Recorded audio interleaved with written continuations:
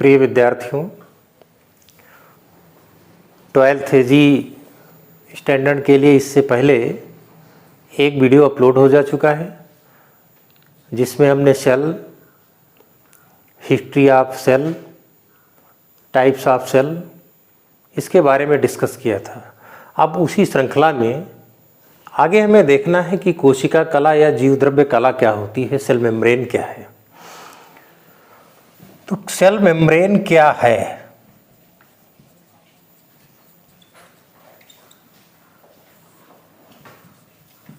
कोशिका कला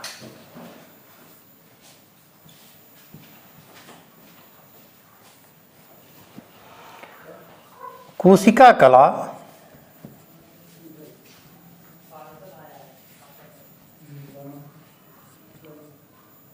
एक लचीली,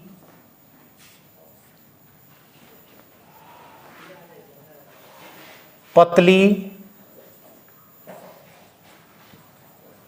अर्धपारगम्य झिल्ली होती है। चूंकि जंतु कोशिकाओं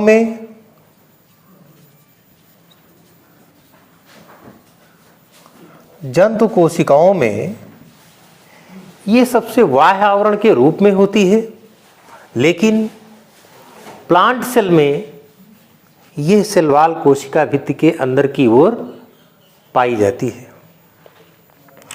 कोशिका कला की मोटाई 7.0 से 10 नैनोमीटर या 70 से 100 एंगस्ट्रॉम होती है। तो कोशिका कला क्या होती है? कोशिका कला एक लचीली, पतली, अर्धपारगम्य झिल्ली होती है, कोशिका कला कहलाती है। इससे कोशिका कला के साथ साथ प्लाज्मा मेम्ब्रेन या जीवद्रव्य कला भी कहा जाता है। जंतु कोशिकाओं में ये सबसे बाह्य आवरण के रूप में होती है, क्योंकि जंतु कोशिकाओं में सेल वॉल कोशिका भित्ति नहीं होती है, लेकिन पादप कोशिकाओं में कोशिका कला कोशिका भित्ति के अंदर की ओर पाई जाने वाली पतली परत होती है। इसकी मोटाई 7.0 से 10 नैनोमीटर या फिर 70 से 100 एंगस्ट्रॉम होती है। वो पतला सजीव आवरण, या नेक्स्ट डेफिनेशन कोशिका कला क्या है? तो दूसरे तरीके से इसको हम कह सकते हैं कि वह सजीव आवरण जो जीवद्रव्य को घेरे रहता है, कोशिका कला या जीवद्रव्य कला कहलाता है। कोशिका कला नाम, इसे कोशिका कला नाम किसने दिया था? कोशिका कला नाम 1855 में सी नगेली और सी क्रेमर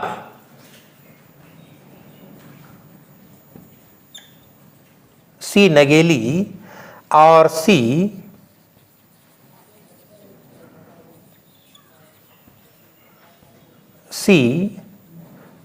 क्रेमर नामक वैज्ञानिक ने दिया था। इसे प्लाज्मा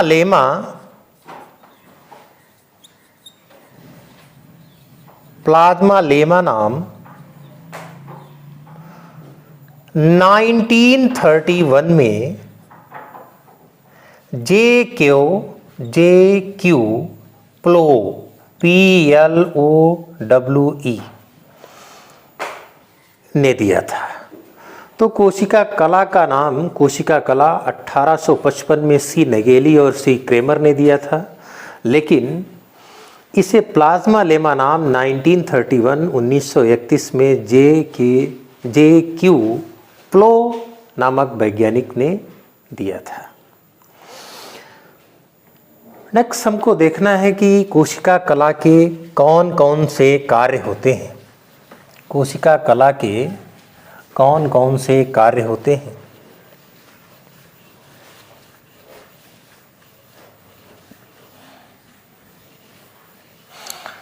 अर्थात सेल में कोशिका का क्या कार्य होता है।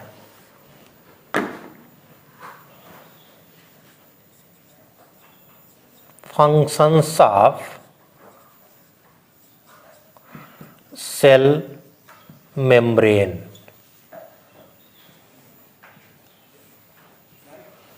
कोशिका कला के कार्य। तो कोशिका कला के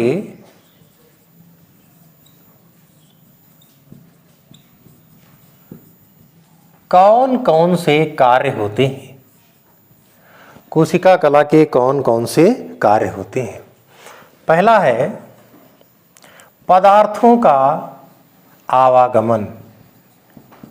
पदार्थों का आवागमन। पदार्थों का आवागमन। तो पदार्थों का आवागमन क्या है। क्योंकि कोशिका कला एक पतली परत के रूप में होती है। बहुत सारे पदार्थ कोशिका कला के द्वारा ही प्रवेश करते हैं और कोशिका कला के द्वारा ही बाहर निकलते हैं। कोशिका कला में पदार्थों के आवागमन के अंतर्गत फर्स्ट इसका कार्य है जिसे बोलते हैं पिनोसाइटोसिस। तो क्या होता है पिनोसाइटोसिस।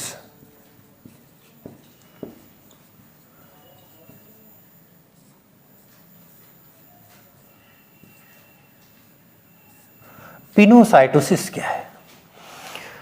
जब कोई कोशिका किसी तरल पदार्थ को अंतर्ग्रहण करती है तो ऐसी प्रक्रिया को पिनोसाइटोसिस बोला जाता है। Next phagocytosis.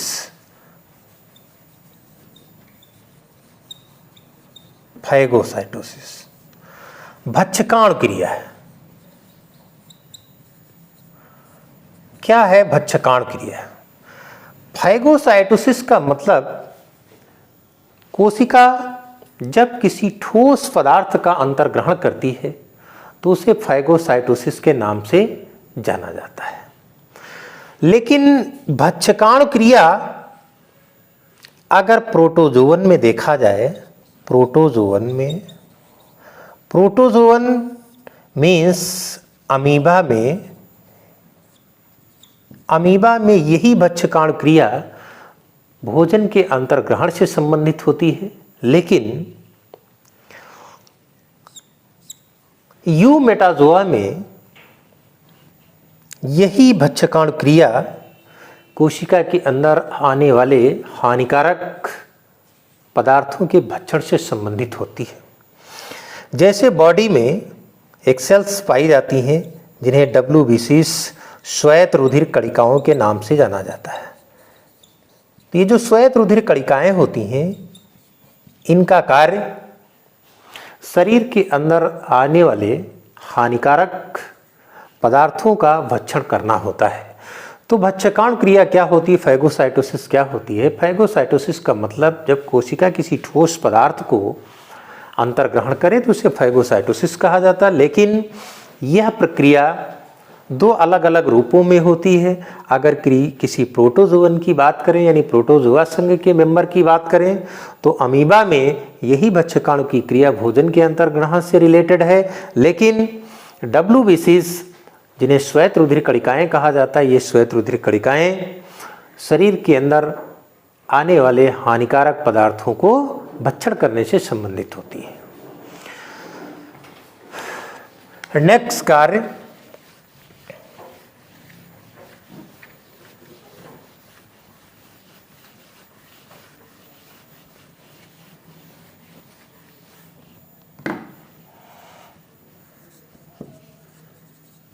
कोशिका में आवागमन का नियंत्रण। तो कोशिका में आवागमन का नियंत्रण क्या है? देखिए, जो कोशिका कला है, जिसे सेल मेम्ब्रेन कहा जाता है, ये कोशिका कला का एक मुख्य लक्षण है। वो मुख्य लक्षण क्या है? चयनात्मक पारगम्यता।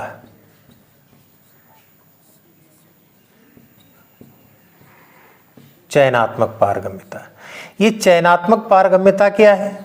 चयनात्मक पारगम्यता का मतलब होता है जब कोशिका के अंदर किसी विशेष पदार्थों का ही आवागमन हो सके, तो कोशिका की ऐसी पारगम्यता को चयनात्मक पारगम्यता के नाम से जाना जाता है। नेक्स्ट वर्क, आकृति।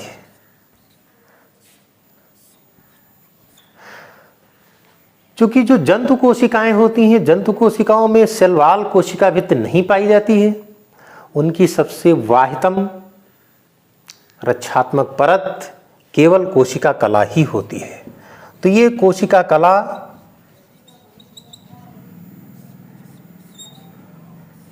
बाहरी आवरण बनाती है, जिससे कोशिका को एक निश्चित आकृति प्रदान होती है। नेक्स्ट कार्य, लोकोमोशन। लोकोमोशन मीन्स गमन। देखिए, कुछ एक कोश की प्राणी जैसे अमीबा में यही कोशिका कला परिवर्धित होकर के स्यूडोपोडिया यानी कूटपाद का निर्माण कर देती है। कूटपाद, स्यूडोपोडिया बना देती है। इन्हीं कूटपाद के जरिए अमीबा गमन करता है। नेक्स्ट कार्य, एक्सक्रीशन। नेक्स्ट कार्य, एक्सक्रीशन।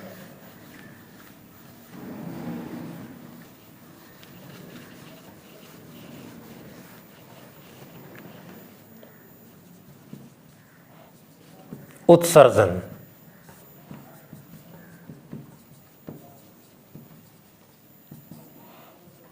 तो उत्सर्जन क्या है?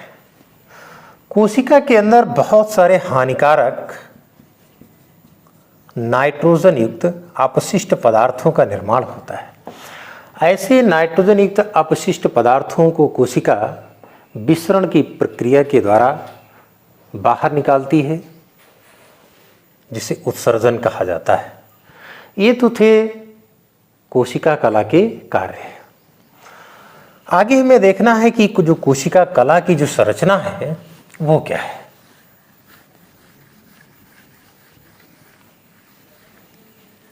कोशिका कला की संरचना।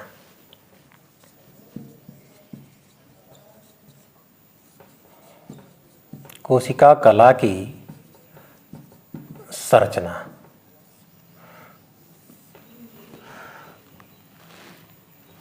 कोशिका कला की संरचना को समझाने के लिए बहुत सारी संकल्पनाएं दी गई हैं। उनमें से सबसे पहली संकल्पना, जिसे यूनिट मेम्ब्रेन मॉडल, एकक कला मॉडल के नाम से जाना जाता है। एकक कला मॉडल एक वैज्ञानिक थे जिनका नाम रॉबर्टसन ने दिया था। ये एकक कला मॉडल क्या होता है? कोशिका कला त्रिस्तरीय संरचना होती है। इस त्रिस्तरीय संरचना में बीच में वसा की द्विआण्विक परत होती है। इस वसा की द्विआण्विक परत के दोनों ओर प्रोटीन की परतें पाई जाती हैं।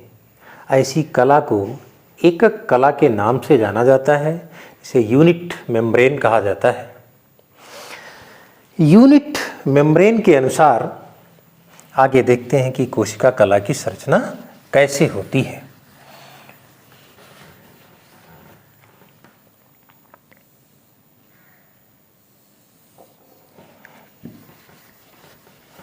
कोशिका कला की संरचना।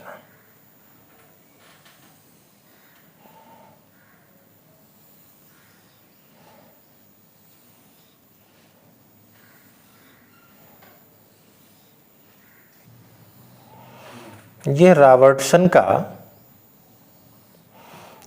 एकक कला मॉडल है। इसमें बीच में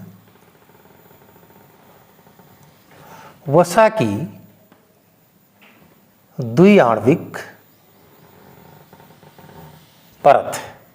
वसा की द्विआण्विक परत है।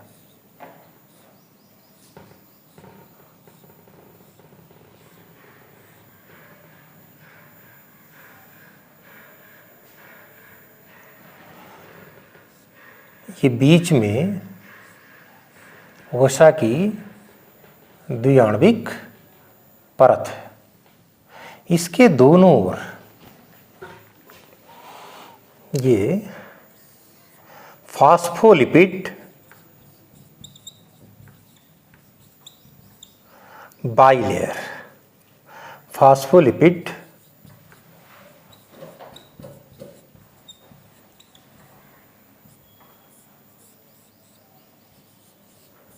की द्विआण्विक परत है,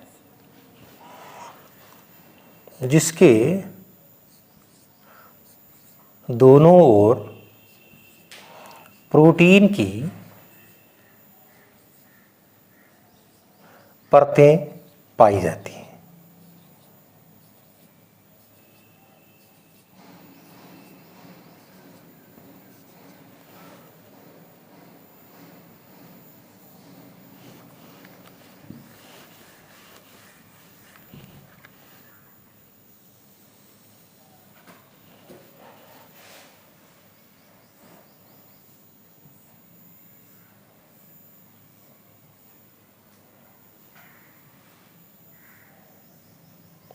ये प्रोटीन की लेयर है। इसके इस साइड में भी ये प्रोटीन की लेयर है।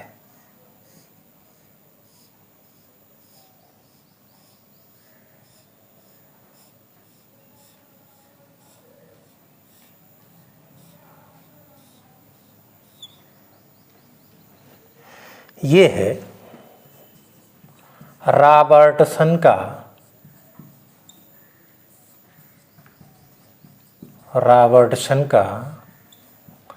एकक कला मॉडल। रॉबर्टसन का एकक कला मॉडल। एकक कला मॉडल के अनुसार कोशिका कला त्रिस्तरीय संरचना होती है, जिसके बीच में ये वसा की द्विआण्विक परत होती है। इसके दोनों ओर ये प्रोटीन की परत है और इस साइड भी आउटर रीजन पर भी ये प्रोटीन की परत है।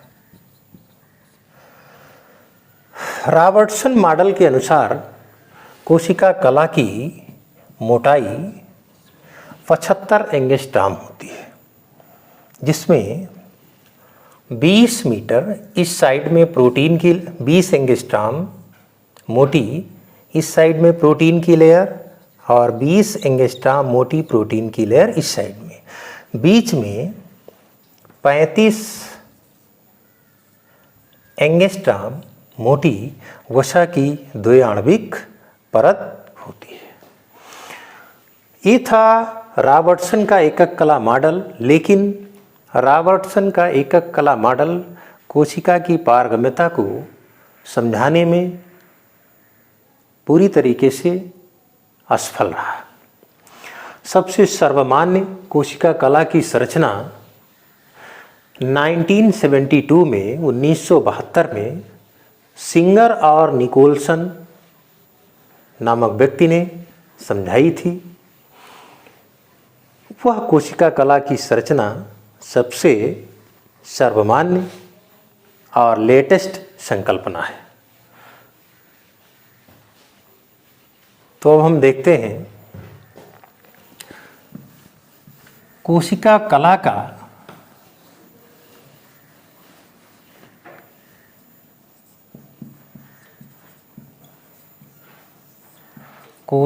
कला का तरल मोज़ेक मॉडल। कोशिका कला का तरल mosaic model, fluid mosaic model, fluid mosaic model. यह कोशिका का तरल मोज़ेक मॉडल 1972 में सिंगर और निकोलसन, सिंगर एंड निकोलसन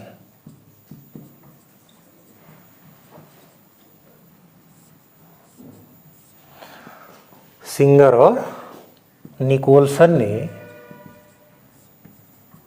दिया था।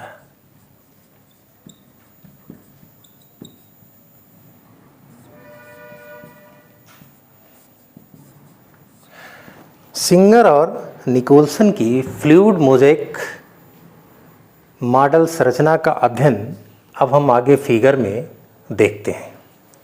यह है कोशिका कला का तरल मोज़ेक मॉडल। कोशिका का तरल मोज़ेक मॉडल सबसे सर्वमान्य और सबसे लेटेस्ट संकल्पना है। 1972 में सिंगर और निकोलसन ने यह मॉडल प्रस्तुत किया था। पिछली कोशिका कला की संरचना का हमने एकक मॉडल पढ़ा है। उस एकक मॉडल में वसा की द्विआण्विक परत बीच में होती है और वसा की द्विआण्विक परत के दोनों साइड अंदर की ओर और बाहर की ओर प्रोटीन की परत होती है, अर्थात प्रोटीन के अणु एकक कला मॉडल में कोशिका कला के बाहर परिधीय भाग पर होते हैं। लेकिन इस मॉडल में जो प्रोटीन के अणु हैं वो वसा की जो द्विआण्विक परत है, ये बीच में यहाँ पर ये जो हम देख रहे हैं ये वसा की द्विआण्विक परत है, फॉस्फोलिपिड की द्विआण्विक परत है। प्रोटीन के अणु इस द्विआण्विक परत के बीच बीच में धसे हुए हैं, जिन्हें धसे हुए प्रोटीन अणुओं को समाकल प्रोटीन के नाम से जाना जाता है। अंग्रेजी में इन्हें इंटीग्रल प्रोटीन कहा जाता है। ये प्रोटीन के अणु कोशिका कला की द्विआण्विक लिपिड परत में या तो पूर्ण रूप से धसे हुए होते हैं या तो फिर आंशिक रूप से धसे हुए होते हैं। ये प्रोटीन के अणु कोशिका कला के कुल 70 से 80% प्रोटीन अणुओं में से होते हैं और जल में अघुलनशील होते हैं। दूसरे प्रोटीन के अणु जो कोशिका कला की बाह्य सरफेस पर पाए जाते हैं, ऐसे प्रोटीन अणुओं को परिधीय प्रोटीन के नाम से जाना जाता है। ये कुल प्रोटीन अणुओं का 20 से 30% होते हैं और जल में घुलनशील होते हैं। इसे फ्लूइड मोज़ेक मॉडल क्यों कहा गया? फ्लूइड मोज़ेक मॉडल कहने का एक मुख्य कारण ये था कि इस वसा की द्विआण्विक परत के बीच बीच में जो इंटीग्रल यानी समाकल प्रोटीन के अणु, ये धंसे हुए प्रोटीन के अणु जो पाए जाते हैं, ये समय अनुसार अपनी व्यवस्था में परिवर्तन कर लेते हैं, यानी मोज़ेक रूप से तैरते रहते हैं। इसीलिए इसे फ्लूइड मोज़ेक मॉडल के नाम से या तरल मोज़ेक मॉडल के नाम से जाना जाता है। कोशिका कला का सबसे अच्छा मॉडल है जो पारगम्यता को पूर्णतया एक्सप्लेन करता है, परिभाषित करता है। थैंक्स। अगले वीडियो में हम फिर से मिलेंगे।